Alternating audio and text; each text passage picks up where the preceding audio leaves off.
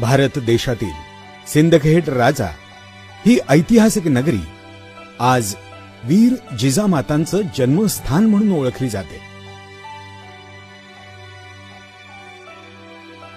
आजही या नगरीत राजमहल, राणीमहल, विस्तीर्ण भुयार, बारव, खलबत गृह इत्यादी अनेक वास्तू त्या राजवैभवाची साक्ष देत आहेत।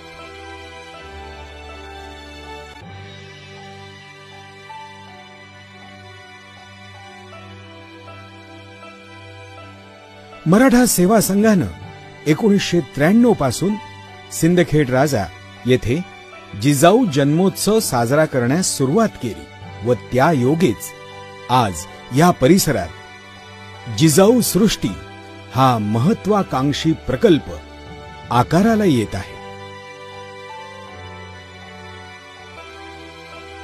आज प्राथमिक अवस्थेत असलेल्या या राष्ट्रमाता जिजाऊ मासाहेबांच्या स्मारकाला भव्य रूप द्यायचे आहे। मूळ वास्तूचं स्वरूप वरवर पाहता एखाद्या माकडीणीने आपल्या पिलाला जवळ घेऊन बसावं असं दिसत असलं तरी संपूर्ण गावातील लेकरांना जवळ घेऊन बसलेली ही जिजामाता आपल्याला प्रेमानं साथ घालते आहे असं वाटतं। सुंदर व भव्य अशा प्रवेशद्वारातून आत शिरल्यावर प्रस्तावित सुंदर अशा स्मारक शिल्पाचं वात्सल्य आपल्याला भारावून टाकणारे ठरणार आहे।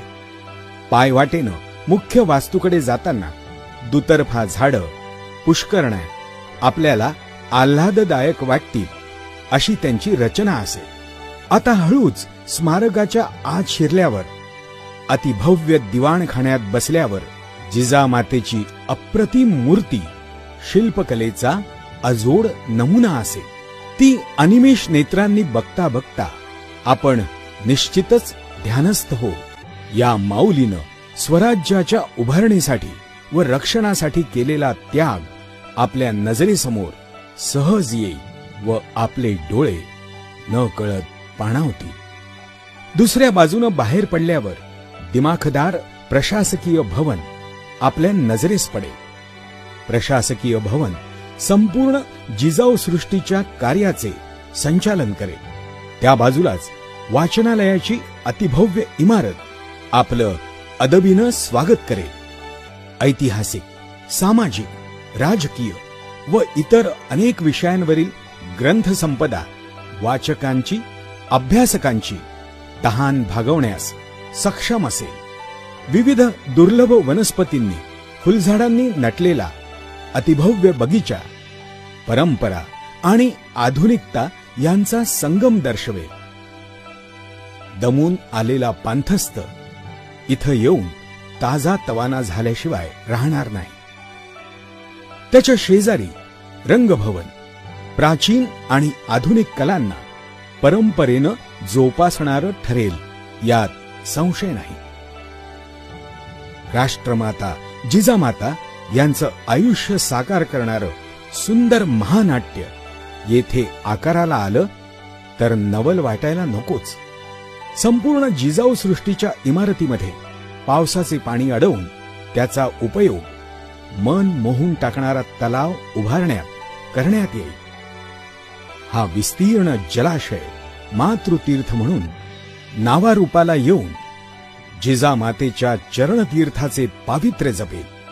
प्रदर्शनाकरिता विस्तीर्ण हॉल, छंद मंदिर, विविध प्रकारच्या उद्बोधनात्मक कार्याकरिता सदैव उपलब्ध असेल।